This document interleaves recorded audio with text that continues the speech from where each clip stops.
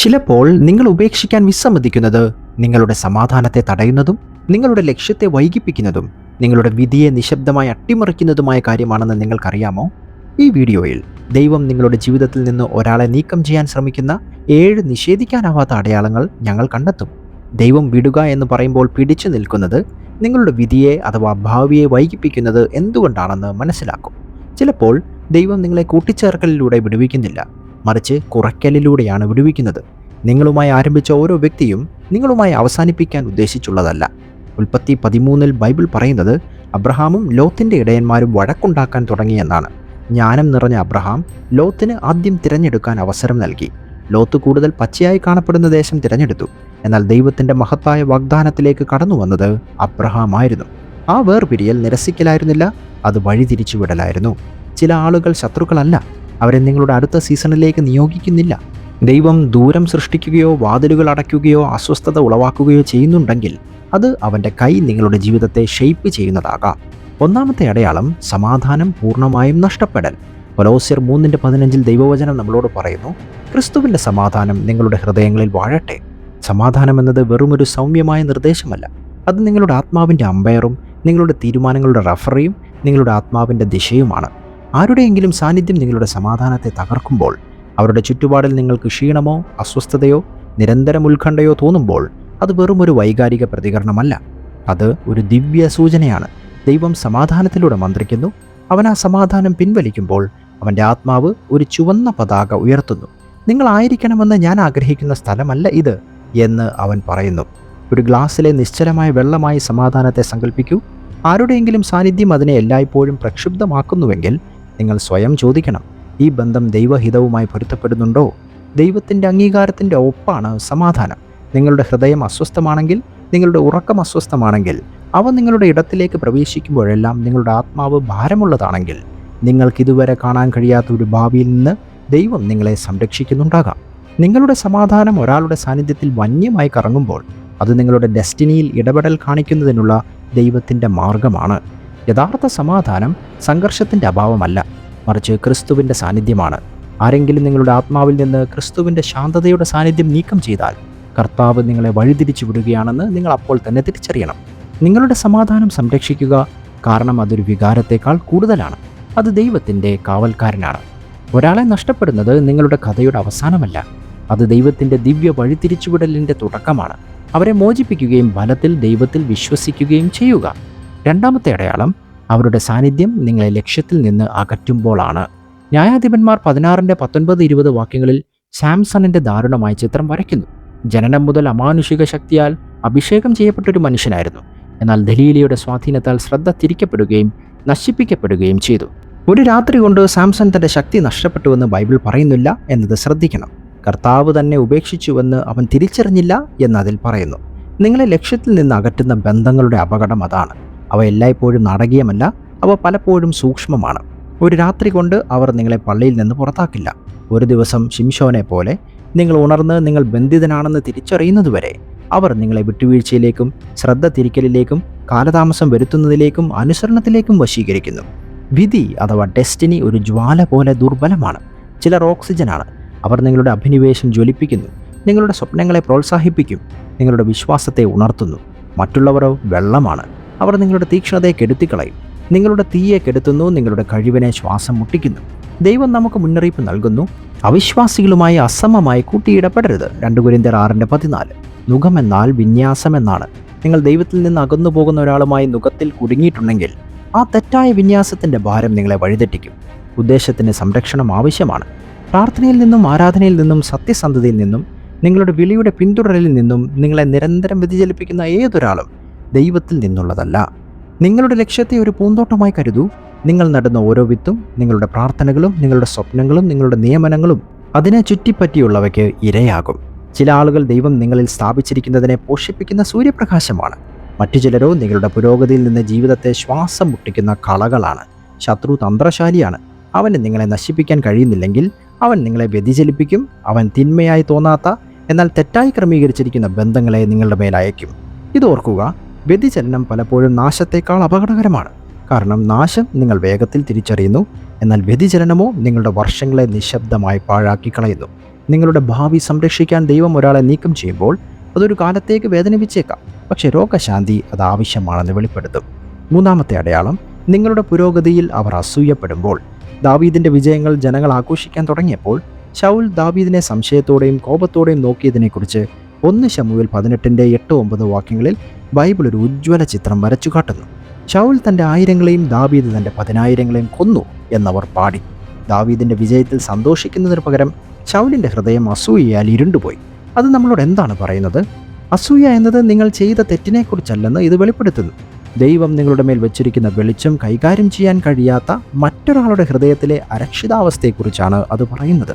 ദൈവം നിങ്ങളെ ഉയർത്തുമ്പോൾ നിങ്ങൾക്ക് വേണ്ടി കൈയടിക്കാൻ കഴിയാത്ത ഒരാൾ ഒടുവിൽ നിങ്ങളോട് മത്സരിക്കുകയും നിങ്ങളോട് നീരസം പ്രകടിപ്പിക്കുകയും ഒരുപക്ഷേ നിങ്ങളെ ഒറ്റിക്കൊടുക്കുകയും ചെയ്യുന്ന ഒരു വ്യക്തിയാണ്. ഇന്ന് സഹിക്കുന്ന അസൂയ നാളെ വിശ്വാസ വഞ്ചനയായി മാറുന്നു. അസൂയ വഞ്ചനാപരമാണ്. അത് വ്യാജ പുഞ്ചിരികൾക്കും മാന്യമായ വാക്കുകൾക്കും പിന്നിൽ മറഞ്ഞിരിക്കുന്നു.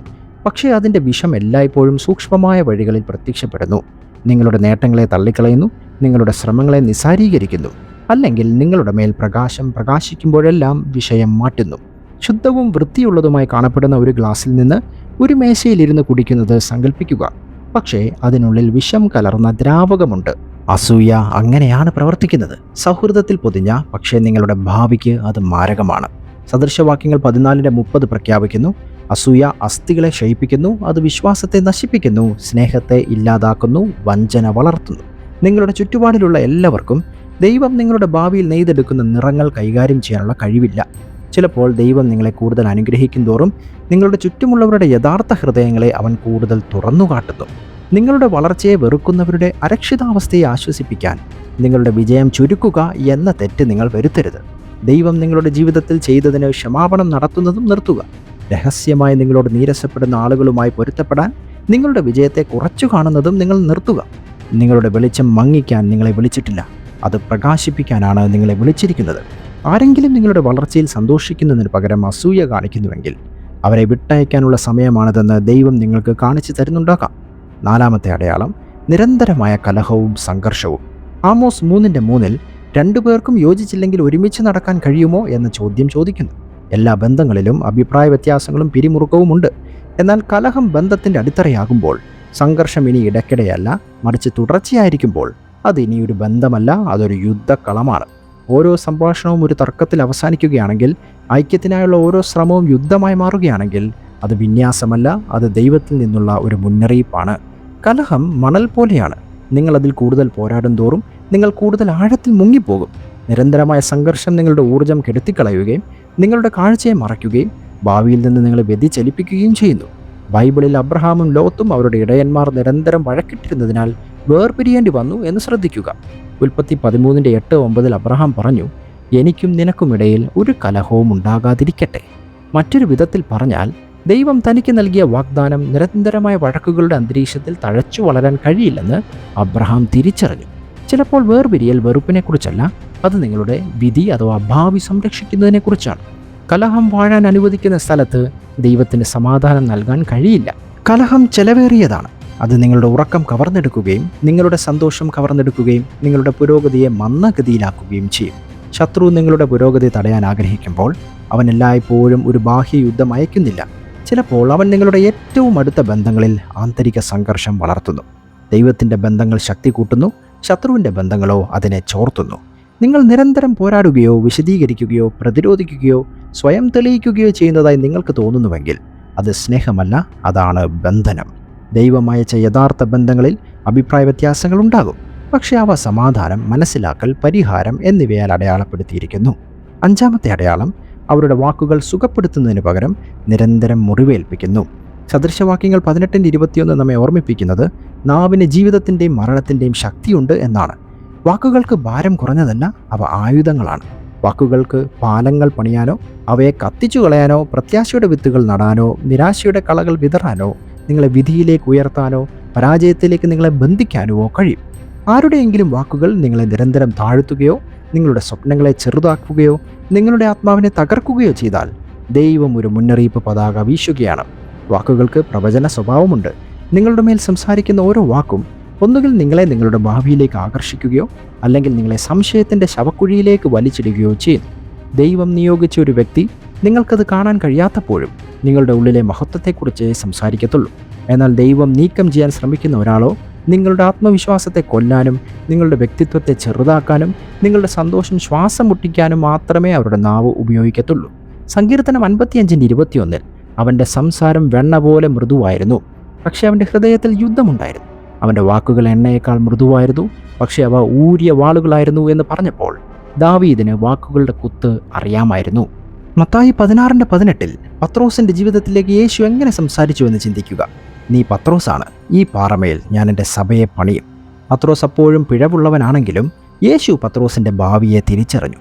ഇയ്യോബ് 2:9 ഇയ്യോബിൻ്റെ ഭാര്യ പറഞ്ഞ ദൈവത്തെ ശപിച്ചു മരിക്കുക എന്നതിനോട് നിങ്ങളിത് താരതമ്യം ചെയ്യും. ഒരു ശബ്ദം ഉദ്ദേശം പ്രവചിച്ചു, മറ്റേത് മരണം പറഞ്ഞു. വളരെ കാലമായി നിങ്ങളുടെ ജീവിതത്തിൽ ഉണ്ടായിരുന്നിട്ടും നിങ്ങളെ കീറിമുറിക്കുന്ന ഒരാളെ പറ്റിപ്പിടിക്കരുത്. ദൈവിക ബന്ധങ്ങൾ ജീവൻ നൽകുന്നു, വിഷലിപ്തമായവ മരണത്തിലേക്ക് നയിക്കുന്നു. 6ാമത്തെ അടയാളം, അവർ നിങ്ങളെ വിട്ടുവീഴ്ച ചെയ്യാൻ പ്രോത്സാഹിപ്പിക്കുമ്പോൾ. 1 കൊരിന്ത്യർ 15:33 പൗലോസ് നമുക്ക് മുന്നറിയിപ്പ് നൽകുന്നു. വഴിതെറ്റിക്കപ്പെടരുത്. ദുഷ്ടക്കൂട്ടുകെട്ട് നല്ല സ്വഭാവത്തെ ദുഷിപ്പിക്കുന്നു. മുന്നറിയിപ്പ് ആരംഭിക്കുന്നത് തന്നെ ശ്രദ്ധിക്കുക. വഴിതെറ്റിക്കപ്പെടരുത്. എന്തുകൊണ്ട്? കാരണം വിട്ടുവീഴ്ച പലപ്പോഴും നിരുപദ്രവകരമായി വേഷം മാറി നടക്കുന്നു. അതൊരു വലിയ വീഴ്ചയായി തോന്നുന്നില്ല, അതൊരു ചെറിയ ചുവടുവെപ്പായി തോന്നുന്നു. താഴ്ന്ന നിലവാരം, നിശബ്ദമാക്കപ്പെട്ട ബോധ്യം, അവഗണിക്കപ്പെട്ട ഒരു അതിർത്തി എന്നിവയോടെയാണ് ഇത് ആരംഭിക്കുന്നത്. എന്നാൽ അണക്കെട്ടിലെ ഒരു ചെറിയ വിള്ളൽ പോലെ ആരംഭിക്കുന്നത് നിയന്ത്രിക്കാതെ പോയാൽ അത് നിങ്ങളുടെ മുഴുവൻ ജീവിതത്തെയും നിറയ്ക്കും. വിട്ടുവീഴ്ച പ്രവർത്തിക്കുന്നത് ഇങ്ങനെയാണ്. അത് പതുക്കെ ഒഴുകിയെത്തും, പക്ഷെ പൂർണ്ണമായും നശിപ്പിക്കും. ഉൽപ്പത്തി 19 ലോത്തിൻ്റെ ഭാര്യയെക്കുറിച്ച് ചിന്തിക്കുക. അവൾ ശാരീരികമായി സോദോമിലേക്ക് തിരിച്ചുപോയില്ല, പക്ഷേ അവളുടെ ഹൃദയം ഒരിക്കലും വിട്ടുപോയില്ല. അത് അവൾക്ക് എല്ലാം നഷ്ടപ്പെടുത്തി. വിട്ടുവീഴ്ച സാംസണെയും അന്ധനാക്കി. അവൻ ദലീലയുമായി വളരെയധികം കുടുങ്ങി, തൻ്റെ ശക്തിയുടെ രഹസ്യം ഉപേക്ഷിച്ചു. ഒരു നിമിഷം വിട്ടുവീഴ്ച പൂർണ്ണമായ തകർച്ചയിൽ അവസാനിച്ചു. നിങ്ങളുടെ ജാഗ്രത കുറയ്ക്കാനും തെറ്റാണെന്ന് നിങ്ങൾക്കറിയാവുന്ന കാര്യങ്ങൾ ചെയ്യാനും സൗകര്യാർത്ഥം നിങ്ങളുടെ ബോധ്യങ്ങളെ നിശബ്ദമാക്കാനും ആരെങ്കിലും നിരന്തരം നിങ്ങളെ പ്രേരിപ്പിക്കുമ്പോൾ അവർ ഒരു സമ്മാനമല്ല, അവർ ഒരു കെണിയാണ്. വിട്ടുവീഴ്ച എന്നത് അടിത്തറയിലെ ഒരു ചിതൽ പോലെയാണ്. ആദ്യം വീടിപ്പോഴും നിലനിൽക്കുന്നതിനാൽ അത് നിരുപദ്രവകരമായി തോന്നുന്നു. എന്നാൽ നിങ്ങളത് അവഗണിച്ചാൽ ഒരു ദിവസം മുഴുവൻ ഘടനയും തകരും. ദൈവത്തിൽ നിന്ന് നിങ്ങളെ അകറ്റുന്ന ഒരാളുമായി കൈകോർത്ത് നടക്കുന്നതിനേക്കാൾ നല്ലത് ദൈവത്തോടൊപ്പം ഒറ്റയ്ക്ക് നടക്കുന്നതാണ്. വിശുദ്ധി വിലയേറിയതാണ്, പക്ഷെ വിട്ടുവീഴ്ചയ്ക്ക് കൂടുതൽ ചിലവ് വരും. 7ാമത്തെ അടയാളം, നിങ്ങൾക്ക് നിയന്ത്രിക്കാൻ കഴിയാത്ത വേർതിരിവ് ദൈവം സൃഷ്ടിക്കുന്നു. യോഹന്നാൻ 15:2 പ്രഖ്യാപിക്കുന്നു, എന്നിൽ ബലം കഴിക്കാത്ത എല്ലാ ശാഖകളെയും അവൻ വെട്ടിക്കളയുന്നു. ശത്രു അത് മുറിക്കുന്നുവെന്ന് പറയുന്നില്ല എന്നത് ശ്രദ്ധിക്കുക. ജീവിതം അത് മുറിക്കുന്നുവെന്നും പറയുന്നില്ല. അവൻ ദൈവം തന്നെയാണ് വെട്ടിമാറ്റുന്നത് എന്നതിൽ പറയുന്നു. ജീവിതത്തിൽ നിങ്ങൾ വേർപിരിയാൻ തീരുമാനമെടുക്കേണ്ടതില്ലാത്ത സമയങ്ങളുണ്ട്. കാരണം സ്വർഗം തന്നെ നിങ്ങൾക്കായി അത് ചെയ്യുന്നു. ചിലപ്പോൾ മുന്നറിയിപ്പില്ലാതെ വാതിലുകൾ അടയ്ക്കുന്നു, ചിലപ്പോൾ ഫോൺ കോളുകൾ നിലയ്ക്കുന്നു, മെസ്സേജുകൾ മറുപടി ലഭിക്കാതെ പോകുന്നു, അവസരങ്ങൾ അപ്രത്യക്ഷമാകുന്നു, നിങ്ങൾക്ക് വിശദീകരിക്കാൻ കഴിയാത്ത വിധത്തിൽ ദൂരം വളരുന്നു. പിടിച്ചു നിൽക്കാൻ നിങ്ങൾ പ്രാർത്ഥിച്ചു, പക്ഷെ ദൈവം മോചനം ക്രമീകരിച്ചു. ശാഖ നിലനിൽക്കണമെന്ന് നിങ്ങൾ ആഗ്രഹിച്ചു, പക്ഷെ നിങ്ങളുടെ ആത്മാവിൻ്റെ തോട്ടക്കാരൻ അത് മുറിച്ചു കളഞ്ഞു. എന്തുകൊണ്ട്? കാരണം നിങ്ങൾക്ക് കാണാൻ കഴിയാത്തത് അവനറിയാം. ഏതൊക്കെ ശാഖകളാണ് നിങ്ങളുടെ പോഷകങ്ങൾ ചോർത്തുന്നതെന്നും അവനറിയാം. ഏതൊക്കെ ബന്ധങ്ങളാണ് നിങ്ങളുടെ ഊർജം ചോർത്തുന്നത്, ഏതൊക്കെ ബന്ധങ്ങൾ നിങ്ങളുടെ വളർച്ചയെ മുരടിപ്പിക്കുന്നു എന്നും അവനറിയാം. ദൈവം നിങ്ങളുടെ നിയന്ത്രണത്തിനപ്പുറമുള്ള ഒരു വേർതിരിവ് സൃഷ്ടിക്കുമ്പോൾ അതൊരിക്കലും നിരസിക്കലല്ല, അത് വഴി തിരിച്ചുവിടലാണ്. നിങ്ങളുടെ ജീവിതത്തിലെ അവരുടെ സമയം അവസാനിച്ചു. നിങ്ങൾ അവരിൽ പറ്റിപ്പിടിച്ചാൽ ദൈവം നിങ്ങളിൽ ഉളവാക്കാൻ ആഗ്രഹിക്കുന്ന വളർച്ചയെ നിങ്ങൾ തടസ്സപ്പെടുത്തും. അതുകൊണ്ടാണ് യേശു യോഹന്നാൻ 15:2 വെട്ടിമുറിക്കൽ ബലപ്രാപ്തിക്ക് ആവശ്യമാണെന്ന് പറഞ്ഞത്. ദൈവീകമായ മുറിക്കൽ കൂടാതെ ദൈവികമായ വർധനവ് ഉണ്ടാകില്ല.